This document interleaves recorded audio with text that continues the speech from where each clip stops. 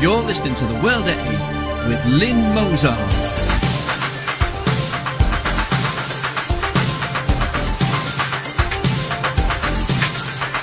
The World at 8, the number one in nationalist news.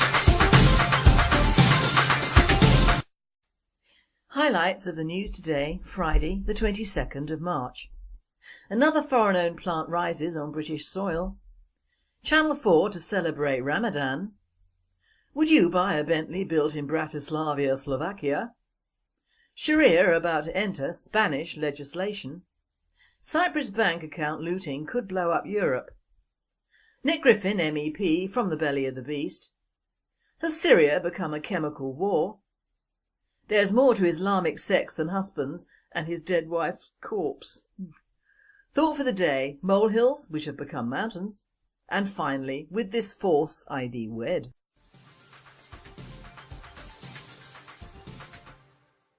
UK news. Another foreign-owned plant rises on British soil. As the government gives green light to the new nuclear plant, we learn Energy Minister Ed Davey told Parliament he was granting planning consent for French energy plant EDF to build a new nuclear power station at Hinkley Point in Somerset, southwest England. The proposed £14 billion power station would be capable of producing 7% of Britain's electricity, enough to power 5 million homes, EDF has said. It is estimated the project will create between 20,000 and 25,000 jobs while it is being built, and 900 permanent jobs once it goes into operation. World at 8 believes most of these jobs will benefit European and third world migrants and not the British. What happened to the ability of the British to build our own nuclear power plants? It's just more and more of our industries being given over to foreign investment to reap both the short-term and the long-term profits.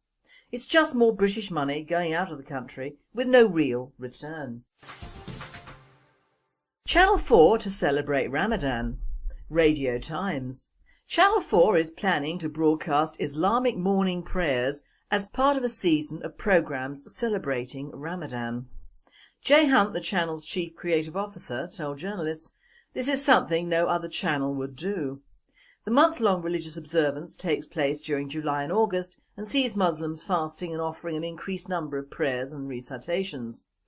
A spokesman was unable to confirm whether it will be the first time a daily prayer service has been broadcast on Channel 4.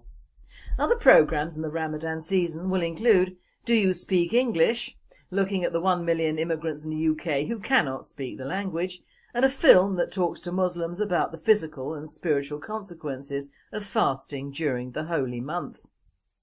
World at 8 says, why not show a few suicide bombings, a clip on female genital mutilation, beheading, torture, amputation, persecuting Christians, war, poverty and death, just to remind them what their so-called prophet really called for.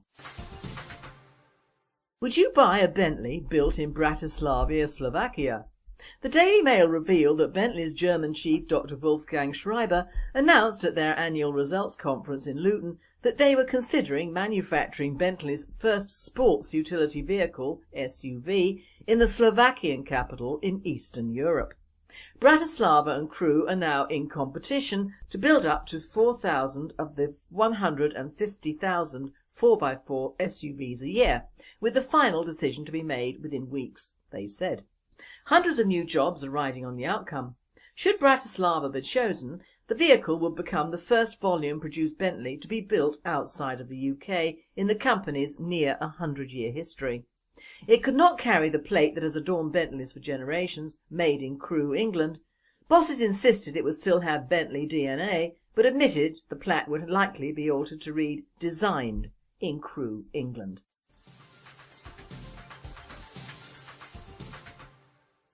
European news. Sharia about to enter Spanish legislation. Intereconomia on the 5th of March reported the Spanish government will allow Moroccan religious authorities to take control of children up to 18 years to make sure they have not been converted to Christianity. The name Sharia is applied to the set of rules which govern the life of Muslims. The Islamic states are adopting it as their own legislation. Even countries in the Islamic world which are not Islamic states are adopting it partially. In the Spanish case, it is about the issue of adoption. It appeared in the press some days ago. It seems that many Spanish couples want to adopt children from abroad. It seems that there are not enough children there. The issue is that since the Islamists came to power in January 2012, Moroccan authorities demand that Moroccan children being adopted by Spanish families remain culturally and religiously Muslim. In addition to this, the Spanish government must take the responsibility for controlling this process and must allow Moroccan religious authorities to have control over those children until the age of 18 in order to make sure they do not convert to Christianity. World at 8 states. I thought the process of adopting children from the third world was to give them a better start in life and for them to adopt the culture of the family they will be living with for the next foreseeable future. I am frankly against taking children from one culture and religion to another, and it should be stopped. A Spanish Catholic couple taking on an Arab Muslim child, disaster. Cyprus bank account looting could blow up Europe. Infowars reports PIMCO CEO Mohamed El-Erian told CNBC today that the decision to loot the bank accounts of Cypriot savers could blow up Europe and lead to civil unrest across the continent. El-Erian said that the European Union had lit 2 sticks of dynamite in backing a proposal that could see bank accounts raided for up to 15% of their value in what has ludicrously been described as a wealth tax, yet amounts to nothing less than an act of wanton financial plunder.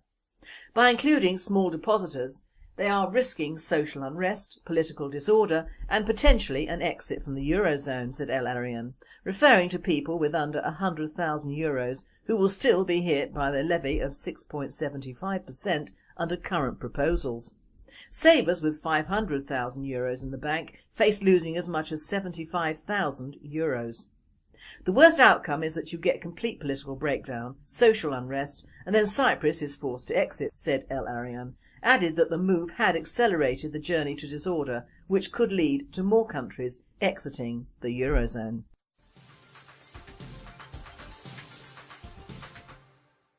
I now hand you over to Nick Griffin MEP for his Friday report from the belly of the beast.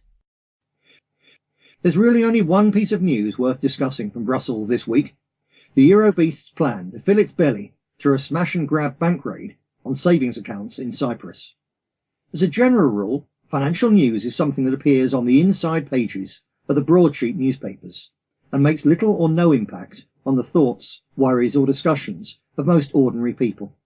For example, the state-sponsored privatisation theft of most of our school buildings, playgrounds and playing fields, a looting spree that's handed billions of pounds worth of British property over to a list of private companies headed by some of the biggest financial backers of the Tory party, has been carried out almost unnoticed. But the Cyprus stunt is so outrageous that it's different this time. I was in a garage workshop the other day, and the mechanics, several very varied customers, and the girl on reception were all talking about it. The kleptocrats really have made the most monumental blunder here. Everybody understands how wrong this one is. Everyone now gets it. Everyone knows and fears that one day the same kind of ruthless folly, ugly greed and naked desperation will hit them. When you have a ruling elite that thinks like that, it's only a matter of time. As I record this, the denouement of the crisis is still undecided. It could end in the complete collapse of the Cypriot banking system, which has already been locked down for a solid week and is now not due to reopen until next Tuesday, with there being talk already of some banks never opening again. Although Cyprus is only small, such a disaster would surely be contagious, as well as risking revolutionary discontent among a whole people robbed of their savings. At the other extreme, the Europhiles could blink and come up with another bailout financed by Germany, in which case Angela Merkel would lose the forthcoming German election, and the EU elite would lose all credibility if they ever try to play the bad cop again. The third outcome, somewhere in the middle, would be a fudge, with the account holders only being partly robbed and the multi-billion black hole only partly filled, in which case everyone's a loser and things can only get worse. Or better, from the point of view of those of us who want to see the whole rotten pile of corruption and tyranny swept away into the litter bin of history. Whichever scenario pans out, the critical damage has already been done. In one truly foul swoop, the Europhiles have managed to destroy popular trust in the entire banking system, because everyone now knows that all the assurances about their deposits being guaranteed to be safe are utterly worthless, So every time there's a bank liquidity scare anywhere in Europe from now on, we'll be back to scenes of panic like we saw when they were queuing round the block at Northern Rock. The move was so incredibly damaging that one has to consider the serious possibility that this wasn't a piece of monumental stupidity, but rather a deliberate ploy to destroy the banking system of the tiny state of Cyprus. Why might the Europhiles want to do that? Some have suggested it was an attack on Russia, but since most of the Russian money deposited in Cyprus has been stolen from Russia, often evading taxes, and since the EU's brutal handling of the crisis has helped to drive Cyprus, and by extension Greece, closer to Russia, it's hard to read it all as an attack on Russia. So if you want a more credible reason for the Europhiles deliberately trying to destroy Cyprus, here's my provisional analysis. When the Europhiles created the one-size-fits-all single currency, they knew it would lead to a crisis. That was the whole idea, because they also knew that the artificially created need to combat the crisis they'd created would be the only thing that could get the nation-states of Europe to accept the total financial and economic union that was the aim from the very start. But in a classic illustration of the best-laid plans of mice and men problem, they clearly didn't expect what was meant to be a manageable, benevolent currency crisis to get all tangled up with the financial nuclear blast of a mega debt crisis. I expect you're already aware of the trick. The only thing that's new here is my suspicion that the Europhiles may have decided not to wait for the crisis to strike a country the size of Italy or Spain, somewhere, as the phrase goes, too big to bail. Instead, they picked on little Cyprus with the deliberate intention of destroying its economy, because then they can point to the chaos they've created and use it to frighten everyone else into accepting complete fiscal union. Job done from their perspective. If that's a bit too conspiratorial for you, then the only alternative is of course simple stupidity, incompetence on a truly historical scale, courtesy of a gaggle of over-educated intellectuals blinded by their grand utopian vision and the perils of groupthink. He pays you money and he takes your choice.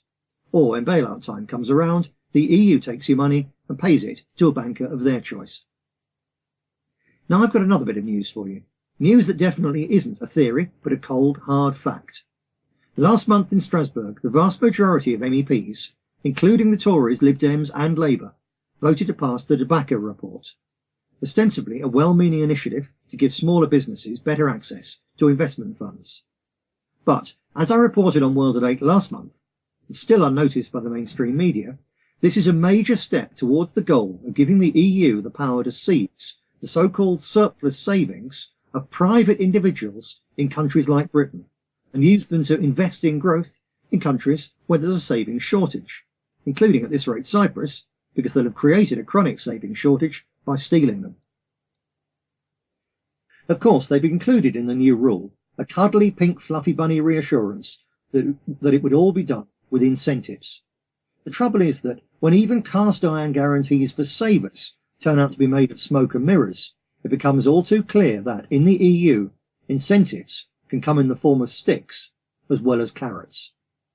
So even if the British economy was so strong that the domino effect never hits, and I'm sure that most of my readers are too well informed to believe such rose-tinted bullshit, then the EU is right now working on plans to grab the power to come in at the drop of a hat and raid your bank account in order to help keep one of the unfortunate nations brought to its knees by the single currency from keeling over completely.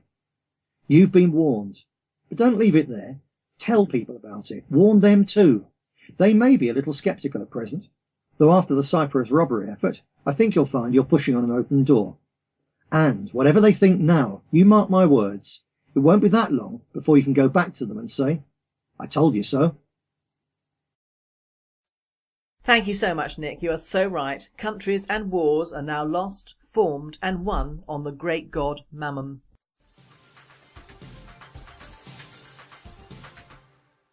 World news. Has Syria become a chemical war?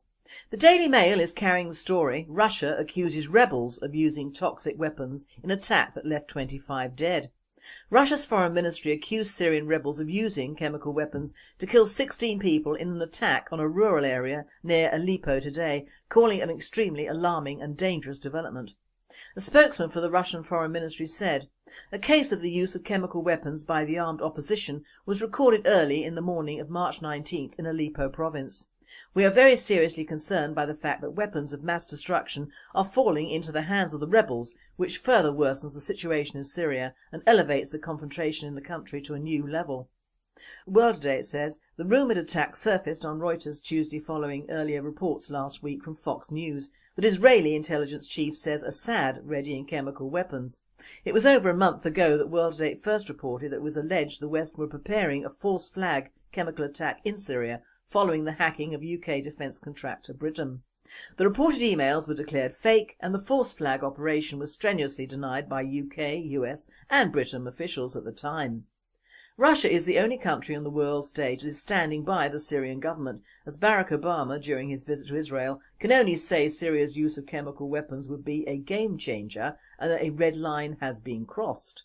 France and the UK have also joined the chorus sounding the alarm over the use of chemical weapons in Syria and pointing the finger at Assad. So, grain of truth to false flag operation. I guess next month it will be invasion. The reality of it is that the forces that count will use the rebels' use of chemical weapons as an excuse to invade and depose Assad, and then all hell will break loose. The West should stand with Russia on this one to avoid full-scale war. There is more to Islamic sex than husbands and his dead wife's corpse. From the Middle East Research Institute's clip of Moroccan cleric Abdel Bari el-Zamzami, we previously learnt it is okay for Muslim husbands to have sex with their dead wife's corpse. What we missed at the time was it was also okay for Muslim women to use carrots to pleasure themselves. El-Zamzami, a member of the International Union of Muslim Scholars, provided this tidbit of Sharia knowledge in the video interview that was first posted on Arabic site kifachi.com. World Today comments, don't eat anything with carrots in an Islamic country. You don't know where they've been.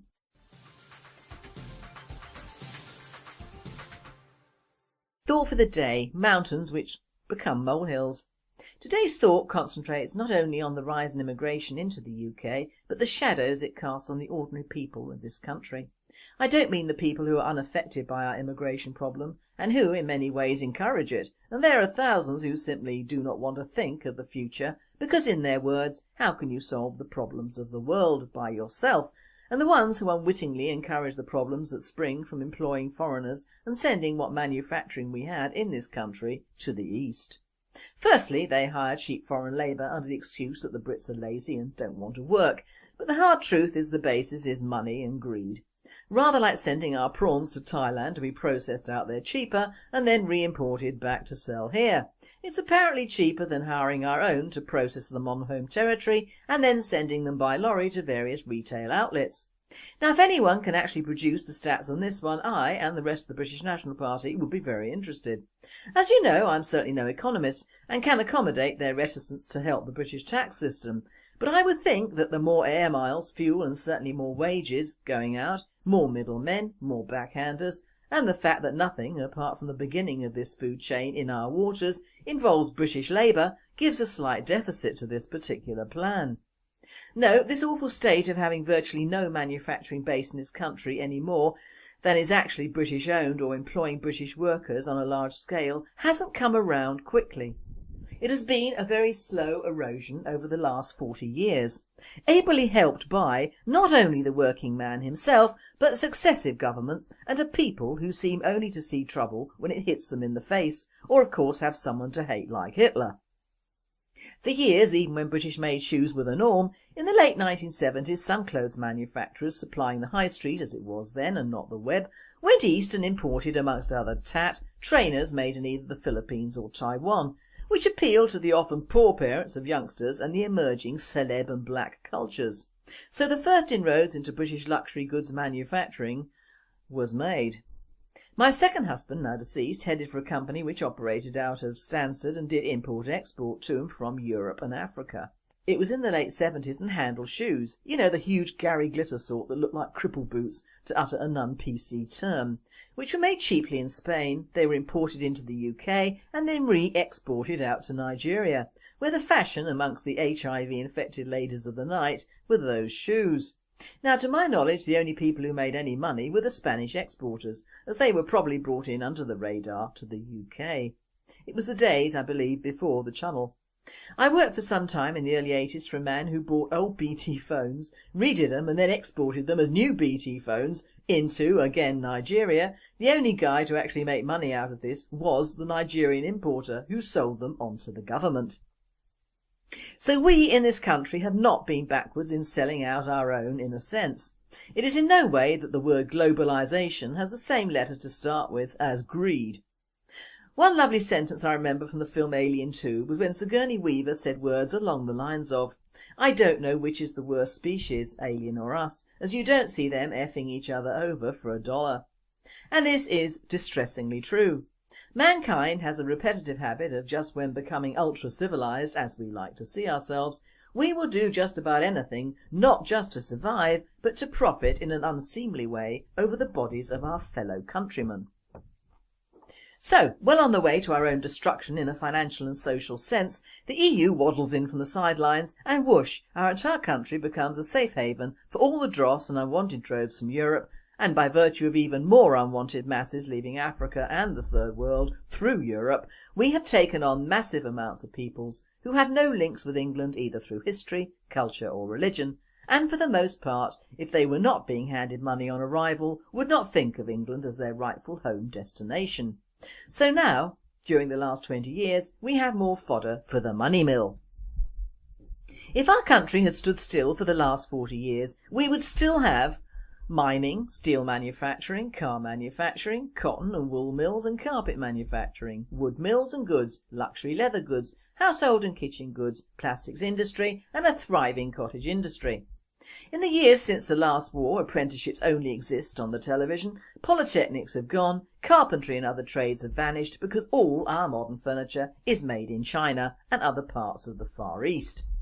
Which is incidentally resulting in hardship which comes from denuding forests for the indigenous people and the animals who have relied on it for hundreds or thousands of years. Where quite suddenly the production of a cheap plastic dining chair, sofa or local wooden artefact becomes cheaper to bring into the country which used to make them from British local wood and leather and gave work to British workers. You tell me the sense behind this in the long term. Even our old art producing industry, which is now almost exclusively operating in China, with artists paid through the night to paint several canvases at a stretch, copying the old European masters or inventing ghastly new wall art for our masses. In fact, the new owners of the Mayfair Hotel in London, who I believe are a wealthy family of Qataris, when they renovated the Mayfair, brought in all the new artwork to be used in that hotel from China, not the UK. You'll find that in most countries of the world this would not be allowed to happen. Even if the owner was allowed to be foreign, which is unlikely out of Europe, he would not be allowed to have foreign objets d'art brought into that country. I did learn a horrendous fact yesterday, gleaned from one of our officers from a mechanic that works in a local garage down south, that when most Polish workers arrive in Blighty, albeit already in predetermined jobs and homes, they are given £2,000 towards a car plus a year's free exemption from road tax. Now on a personal level, I find that insulting. I've worked most of my life and have had to give up my car because of the finances involved in keeping a car on the road. My youngest son has just saved enough for a car and is finding the road tax a real strain, even though he's working. Not for him and thousands like him any help at all in getting a car, finding a job and having a home. The ridiculous business of the Eastern European scam on our child benefit system is well known and tolerated by us. We actually give newcomers all this when we, as parents and as a people, cannot help our own in their own country. It is almost blasphemous in its awfulness. It is also well known for years to Asian and African immigrants that the UK is the land of milk, honey, mobile phones and cars. You look at any fairly new immigrant and they're always driving a new upmarket car and have the latest in mobile phones, even though they may well be on our benefit system. Do you really think that if the average Muslim paedophile groomer hadn't been able to get a home or homes, operate some sort of business, bring or marry in a host of relations, acquired money for cars and travel and settled near a large white community, he would have been able to carry out his trade for over 30 years. He's been assisted in this by us, our councils, our governments and our police force and media. Not all his money comes from illegal drug smuggling, pimping or taxi ranks or corner or kebab shops. Most of these people come in without anything at all. They depend on the Muslim network and the British government, in place at that time, because they're all as bad as each other. It is by allowing such people into this country in the first place that we are not, as the media say, enriching our society, we are denigrating it and making it possible for the next generations of these groomers to do exactly what they're doing now, carrying on the family business. Another person who should be shot for changing the face of certain parts of England, namely Hampshire, is Joanna Lumley. There are reports of an increasing number of Nepalese infiltrating, or rather further enriching, parts of the region. In Aldershot I have it on very good faith from a resident that if you go into the main Aldershot town after 5 o'clock at night, you take your life in your hands if you are white. They've taken over the entire centre of that town.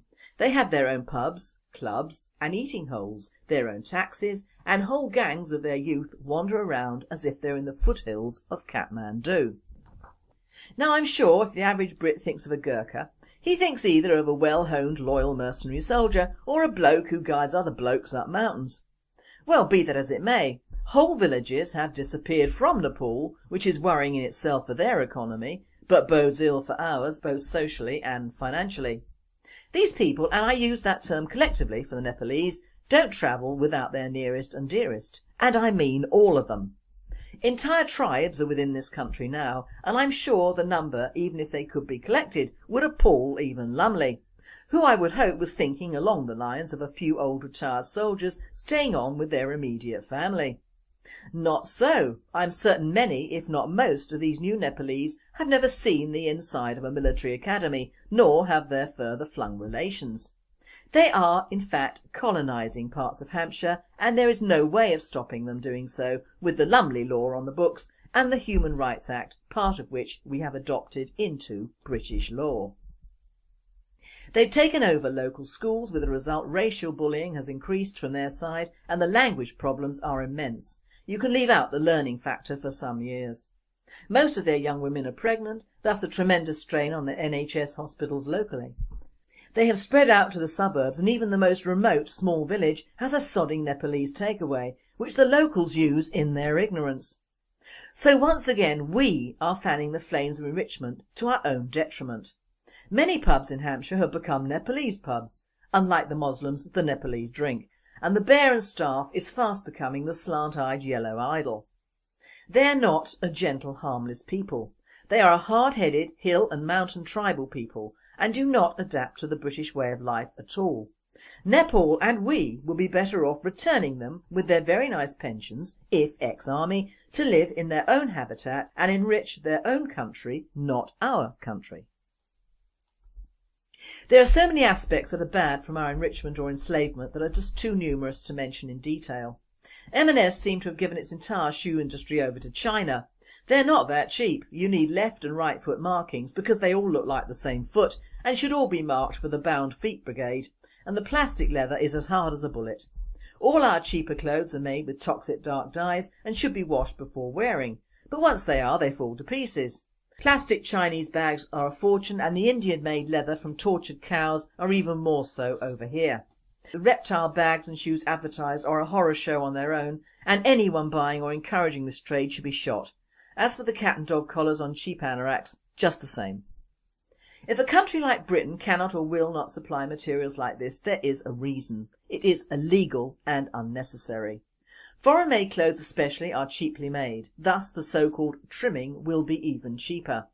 The lust for cheap throwaway clothes in this country has ruined our own clothes manufacturing base and is fast killing snakes, lizards and crocodiles who are already on the endangered lists.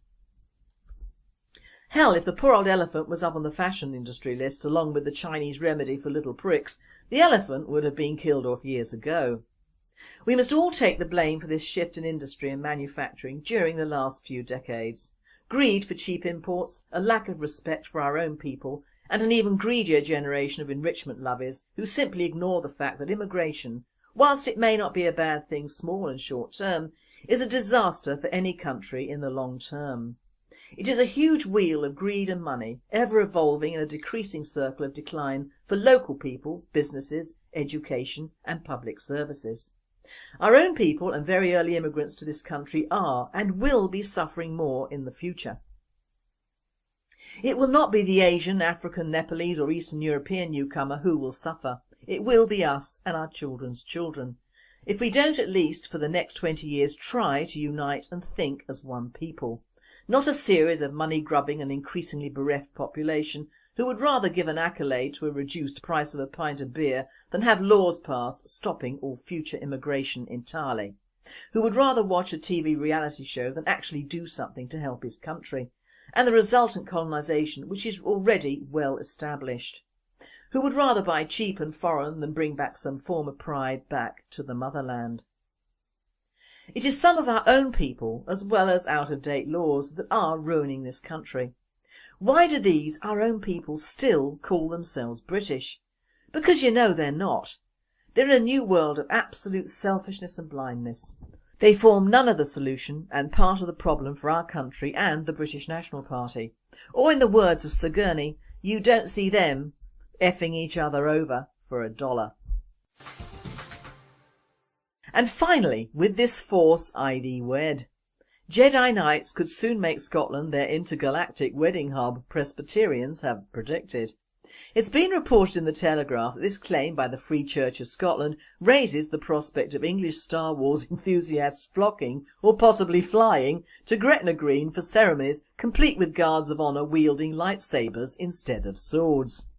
Other groups which could soon be in line to host weddings in Scotland include the Flat Earth Society, which rejects evidence that the world is round, a view once held by the Christian Church and indeed by the civilised world as it was then. The Church's predictions came as it launched an attack on plans by the First Minister, Alex Salmond, for a new class of belief ceremonies alongside traditional religious and civil weddings. The Scottish Government is currently attempting to overhaul the marriage laws north of the border, primarily to introduce same-sex marriage. But the bill would also have to include a wider update of matrimonial laws, including plans to create a third way to get married, through so-called belief ceremonies to accommodate those who do not believe in a deity but do promote a belief system. This presenter states, obviously Salmond is a Marxist and doing his best to undermine the Christian Church in Scotland. To get married should still be a fairly serious business unless undertaken by film stars or celebs. If he has his way, perhaps jumping over a fire holding hands will suffice, but I'd love to see how this belief system handles divorce. You've been listening to The World at 8. I am Lynne Mozart, and I and the team at World at 8 and Radio Britain wish you all a very happy and a very safe and a very warm weekend. Spanish legislation. Interconomia on the 5th of March reported the Spanish government will allow Moroccan religious authorities to take control of children up to 18 years to make sure they have not been converted to Christianity. The name Sharia is applied to the set of rules which govern the life of Muslims. The Islamic states are adopting it as their own legislation. Even countries in the Islamic world which are not Islamic states are adopting it partially. In the Spanish case, it is about the issue of adoption. It appeared in the press some days ago. It seems that many Spanish couples want to adopt children from abroad. It seems that there are not enough children there. The issue is that since the Islamists came to power in January 2012, Moroccan authorities demand that Moroccan children being adopted by Spanish families remain culturally and religiously Muslim. In addition to this, the Spanish government must take the responsibility for controlling this process and must allow Moroccan religious authorities to have control over those children until the age of 18 in order to make sure they do not convert to Christianity.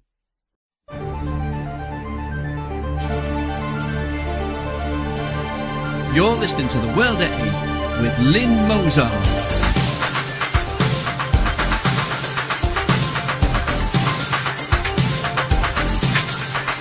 The World at 8, the number one in nationalist news.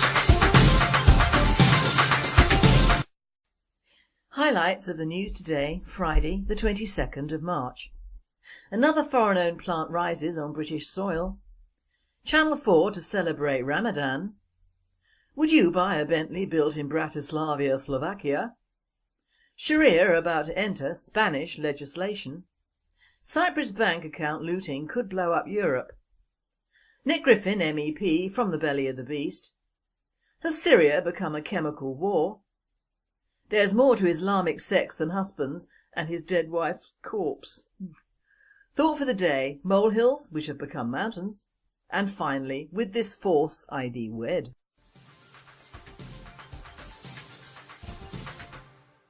Would you buy a Bentley built in Bratislava, Slovakia? The Daily Mail revealed that Bentley's German chief Dr. Wolfgang Schreiber announced at their annual results conference in Luton that they were considering manufacturing Bentley's first sports utility vehicle, SUV, in the Slovakian capital in Eastern Europe. Bratislava and crew are now in competition to build up to 4,000 of the 150,000 4x4 SUVs a year, with the final decision to be made within weeks, they said. Hundreds of new jobs are riding on the outcome. Should Bratislava be chosen, the vehicle would become the first volume-produced Bentley to be built outside of the UK in the company's near 100-year history. It could not carry the plate that has adorned Bentleys for generations, made in Crewe, England. Bosses insisted it would still have Bentley DNA, but admitted the plaque would likely be altered to read "Designed in Crewe, England."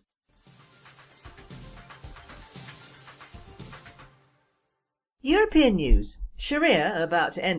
Channel 4 to celebrate Ramadan. Radio Times.